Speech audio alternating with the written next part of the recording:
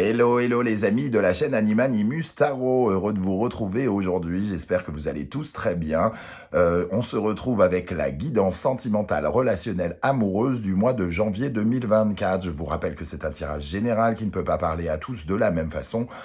Donc vous prenez uniquement les messages qui vibrent avec vos énergies, qui vous parlent, vous prenez que ces messages-là, et si évidemment ça ne vous parle pas, on ne fait pas de forcing, on va voir éventuellement la vidéo de son signe ascendant, de ses signes vénusiens et lunaires, si vous les connaissez, afin d'avoir de plus amples détails et pourquoi pas recevoir un autre message.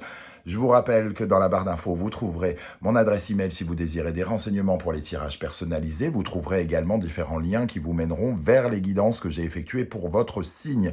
Et vous êtes gâtés, puisque je vous propose les bonnes surprises qui vous attendent pendant le premier semestre 2024, les bonnes surprises qui vous attendent au mois de janvier 2024, la guidance générale du premier semestre 2024, la guidance générale du mois de janvier 2024. Voilà, il y a de quoi faire pour vous ce mois-ci, de quoi passer un petit peu de temps en ma compagnie sur la chaîne. On se retrouve dans quelques instants avec votre signe. À tout de suite. Hello, hello les amis Scorpion, ascendant Scorpion, signe lunaire et vénusien en Scorpion. Bienvenue pour cette guidance sentimentale, relationnelle, amoureuse du mois de janvier 2024. Bien évidemment, ce sont des énergies qui peuvent parler à certains scorpions dès à présent et parler à d'autres un peu plus tard pendant le mois de janvier. N'hésitez pas à revenir sur ce tirage si toutefois il ne vous parlait pas dès à présent. Ce qui est tout à fait possible puisque c'est un tirage général. Vous ne prenez uniquement que les messages qui vibrent avec ce que vous vivez et uniquement cela. Je vous recommande toutefois de regarder la vidéo de votre signe ascendant puisqu'il représente vos comportements et de vos signes vénusiens et lunaires si vous les connaissez pour avoir de plus amples détails. On y va avec l'énergie principale de votre tirage. N'oubliez pas d'ailleurs que j'ai fait des guidances pour connaître les énergies générales qui vous accompagneront pendant les 6 premiers mois de 2024 au cas où vous voudriez voir un peu comment pourrait évoluer votre vie sentimentale. On n'oublie pas de liker, de partager et de s'abonner. L'énergie principale ici, nous avons l'ermite inversé. L'ermite inversé, c'est un personnage fatigué qui n'en peut plus, qui ne trouve pas de solution, qui cherche des solutions mais qui ne les trouve pas, ou alors qui cherche mal, qui ne cherche pas au bon endroit. L'ermite, il est fatigué, il avance doucement, il se sent un peu impuissant face au temps qui passe, donc il voit le temps passer et rien ne se passe, ou alors ça ne va pas assez vite pour lui en tout cas. Peut-être que l'histoire nous dit ici que cet ermite qui tient sa lanterne, comme je le disais, ne trouve pas de solution ou n'a pas le discernement, n'a pas la maturité pour comprendre certaines choses. Pourtant, il est en train de faire une certaine forme de bilan ici, puisqu'il est finalement un peu à bout de course, il est fatigué et peut-être même malade de la situation. On voit en tout cas qu'il essaye de chercher des solutions vers l'avenir maintenant, alors que peut-être que les solutions sont vers le passé. Puisque en regardant dans le passé, vous aurez une connexion probablement meilleure avec vous-même. Au lieu d'essayer d'inventer un futur qu'on ne peut pas connaître, ici, il est peut-être question justement de regarder un petit peu le parcours pour savoir comment s'orienter par la suite. On va essayer bien sûr d'en savoir un peu plus. Alors, l'ermite représente quand même une certaine forme de solitude, donc un chemin initiatique solitaire. Ça ne veut pas dire que tous les scorpions sont seuls, mais peut-être que par rapport à quelque chose ici, vous vous sentez un peu en introspection, dans une certaine forme d'intériorité qui commence peut-être à vous épuiser aussi, certains. Alors, on va regarder maintenant quel serait votre défi en janvier. Nous avons le valet de bâton ici et l'as de denier. Donc on voit 2 cartes de démarrage. Votre défi, c'est d'aller vers la nouveauté, en tout cas. Le valet de bâton, lui, nous parle de laisser, peut-être de vous laisser envahir par une nouvelle flamme créative, d'avoir un peu d'imagination, entre guillemets, concernant votre avenir amoureux. Il nous parle de l'envie de nouveaux projets, l'envie de nouveaux mouvements, peut-être de s'éloigner, de voyager, de déménager, pourquoi pas, puisqu'il est dans une certaine forme de mouvement. En tout cas, on vous invite à faire preuve d'imagination, d'inspiration, de déguiser de nouvelles passions, de rester, peut-être plus que de rester dans des choses anciennes qui s'épuisent ou qui s'atténuent, qui s'éteignent, pourquoi pas, hein. Et l'As de denier, ici, nous parle de revoir peut-être certaines de vos priorités. De revoir vos priorités plutôt que de voir le côté extrêmement concret, matériel des choses avec l'As de denier. Il est question de voir les opportunités que la vie nous donne dans les choses plus volatiles, c'est-à-dire de nouveaux projets, de nouvelles créations, de nouveaux amours, puisque évidemment l'amour et les couples sont reliés plutôt au cœur que à la racine, entre guillemets, hein, de l'As de denier. Donc on voit que votre défi ici, c'est de la nouveauté, quoi qu'il arrive. Alors, on va essayer d'en savoir un peu plus avec l'oracle du soleil levant, l'oracle que j'ai créé. D'ailleurs, je vous ai mis les liens dans la barre d'infos si vous désirez le découvrir ou le commander. Alors, quelle est l'énergie principale ici qui accompagnera les scorpions dans le domaine sentimental, relationnel, amoureux en janvier 2024? L'énergie principale pour les scorpions. Nous avons la poupée Kokeshi. Donc on voit bien ici le besoin d'apprendre quelque chose, hein. La poupée Kokeshi nous parle de jeunesse. De jeunesse, et l'ermite nous parle d'un sentiment peut-être de manque de clarté, de manque de... Il y a des choses qui sont pas claires, qui sont pas maturées, qui sont pas... et quand on dit pas maturées, peut-être immatures encore, c'est-à-dire qui ne font que débuter, dont on a encore besoin d'apprendre des choses. On voit sur cette énergie ici un petit garçon qui monte sur une pile de livres, comme quoi l'éducation et l'enseignement et savoir les choses nous fait grandir. On voit avec cette poupée Kokeshi qu'il y a beaucoup à apprendre encore. Donc il y a peut-être des choses à découvrir dans votre vie sentimentale et relationnelle. Peut-être apprendre à découvrir quelqu'un ici avec le valet de bâton qui pourrait se présenter dans la vie de certains d'entre vous.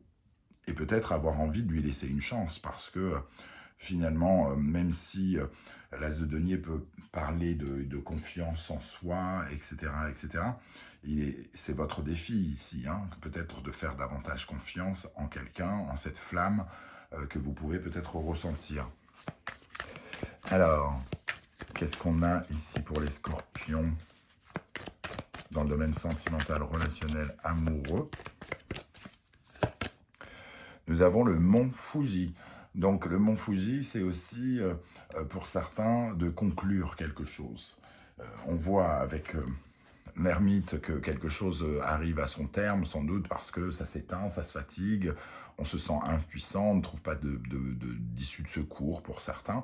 Et le mont Fuji, c'est un peu la porte de sortie justement pour aller vers un autre monde, pour aller vers le soleil qui se lève justement.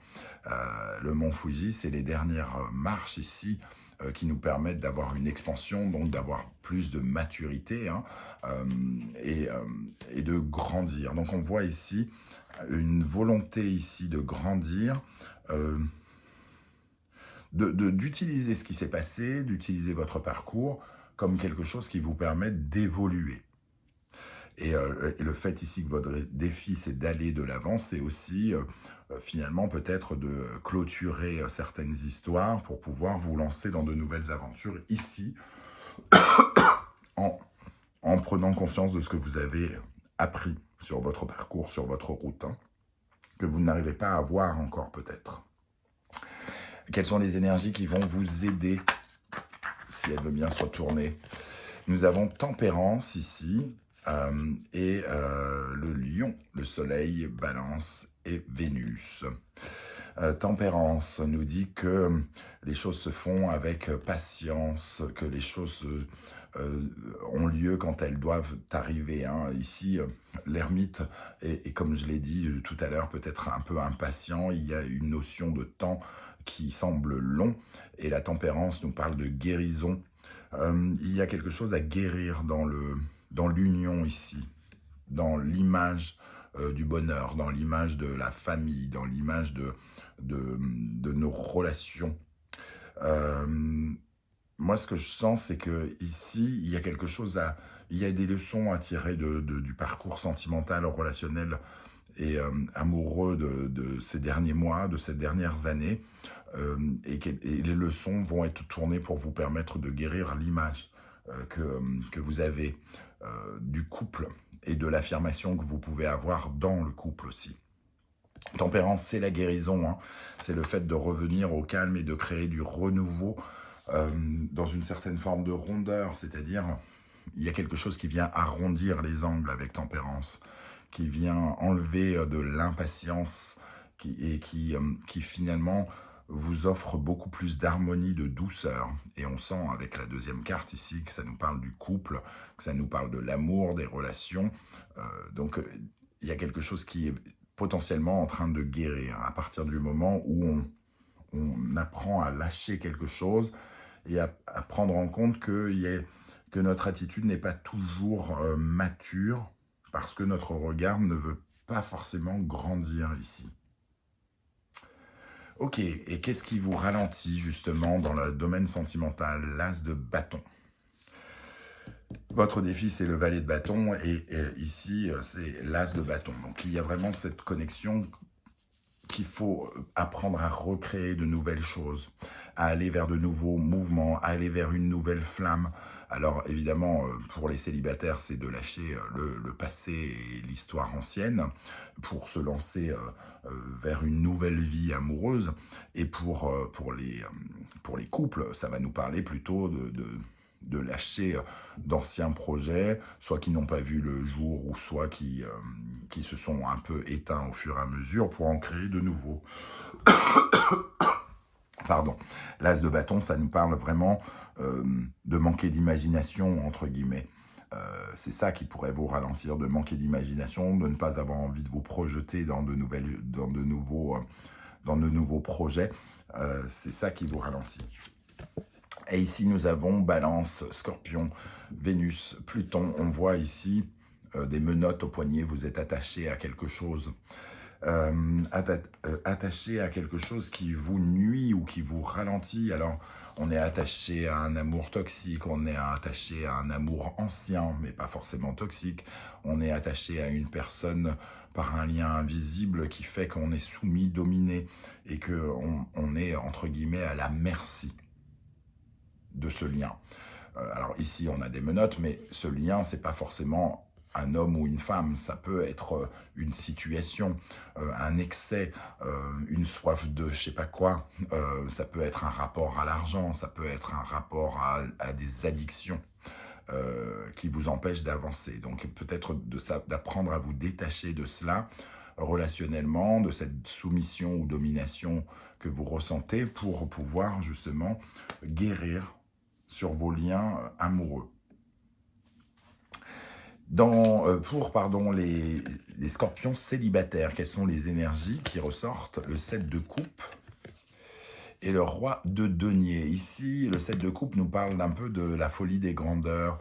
On rêve, on idéalise l'amour peut-être comme quelque chose de protecteur, comme une force de protection, comme si l'amour nous donnait les moyens comme si l'amour était relié forcément à quelque chose d'extrêmement matériel, de concret, de financier parfois. Le 7 de coupe, c'est faire les bons choix aussi. On peut avoir des opportunités pour soi de solidifier des choses et de se sentir en pleine confiance. Sauf que le 7 de coupe nous fait avoir beaucoup d'illusions parce qu'on est dans une idéalisation. Donc avoir des projets, vous en avez peut-être avec le 7 de coupe, mais vous êtes dans une sorte de projection un peu utopique de ce lien. Et le roi de denier nous dit que vous êtes très attaché aux choses concrètes, paradoxalement, en étant attaché à une certaine forme de rêve. Bon, je ne sais pas si je suis clair. Je vais rajouter une énergie pour les célibataires scorpions. Alors, sur le 7 de coupe et le roi de denier, qu'est-ce qu'on a concrètement pour les scorpions dans le domaine sentimental, relationnel, amoureux? Nous avons le 10 d'épée, donc il est bien question de lâcher quelque chose, hein, de ne plus être dans le rêve, de ne plus... Alors, on est peut-être dans le rêve de... il va revenir, dans le rêve j'ai les moyens de... j'arriverai à quelque chose. Parce que j'en ai les moyens. Ici, le 10 d'épée nous dit qu'il y a des pensées... contradictoire. À la fois, on rêve beaucoup et il y a eu beaucoup de trahison, peut-être aussi beaucoup de douleur, de peine hein, avec ce 10 d'épée. Et on nous dit véritablement d'aller vers ce valet de bâton ici, d'aller vers la création de quelque chose d'autre, de lâcher du lest par rapport à ce qu'on imagine qui pourrait arriver pour être un peu plus peut-être dans une imagination positive. Pour les scorpions qui sont en couple, nous avons l'énergie du roi de bâton et du soleil. Alors ici, il y a une certaine forme d'harmonie déjà avec le soleil, peut-être par rapport à des projets. Le roi de bâton, c'est l'entrepreneur, c'est celui qui veut réussir quelque chose, c'est un voyageur aussi, c'est une énergie de feu, une énergie qui avance. Alors le couple ici a sans doute envie particulièrement d'entreprendre. Il y a la volonté ici de visualiser le bonheur, l'harmonie, par le biais de nouveaux projets, pas de nouveaux projets, mais de projets en tout cas. Alors pour relier un petit peu ici, on nous parle de projets peut-être de feu très importants. Ici, on a envie d'avoir quelque chose, hein. Mais on est relié peut-être à une énergie qui, avec l'as de denier et ce lien ici, on est peut-être relié à une énergie extrêmement concrète ou financière qui peut nous ralentir. C'est-à-dire qu'ici, il y a beaucoup plus de rondeur dans ce qui vous aide. Et avec l'as de denier, qui est votre défi, et cette carte, et l'as de bâton, ici, peut-être que vos projets sont extrêmement rattachés à quelque chose d'extrêmement concret comme l'argent. Et finalement, ça peut peut-être... vous pouvez peut-être vous sentir un peu bloqué par quelque chose ici. Alors, qu'est-ce qu'on a? Parce que l'ermite, il se sent pauvre hein, quand même. Alors, qu'est-ce qu'on a pour les couples scorpions avec le roi de bâton et le soleil concrètement dans le domaine sentimental, relationnel, amoureux? Le pendu. Donc, effectivement, on vous invite à changer de regard, quelque part, sur quelque chose que vous voulez absolument acquérir, entreprendre, vous voulez obtenir quelque chose ici, et il semble qu'il y ait quand même une énergie qui vous empêche d'y accéder, parce qu'on vous invite à avoir une autre façon de procéder peut-être. Une autre façon de procéder ici, en se détachant de quelque chose qui vous nuit ou qui vous empêche d'avoir ce que vous voulez. Ok, on va terminer avec une énergie rune. Quelle est la rune qui accompagnera les scorpions dans le domaine sentimental, relationnel, amoureux en janvier 2024? Quelle est la rune qui accompagnera les scorpions dans le domaine sentimental, relationnel, amoureux? Voilà, j'attendais que ça tombe. Nous avons Uruz. Uruz qui nous parle de la force, de l'énergie. Ici, il y a une certaine forme de fatigue. Hein, une fatigue... On n'est pas dans l'abandon, mais on y est presque. Et Uruz, c'est vraiment l'énergie de la force. On voit cette femme bodybuildée sur le bord d'une plage somme toute, qui ressemble aux Amériques, hein, on va dire, Miami par exemple, et elle nous dit de-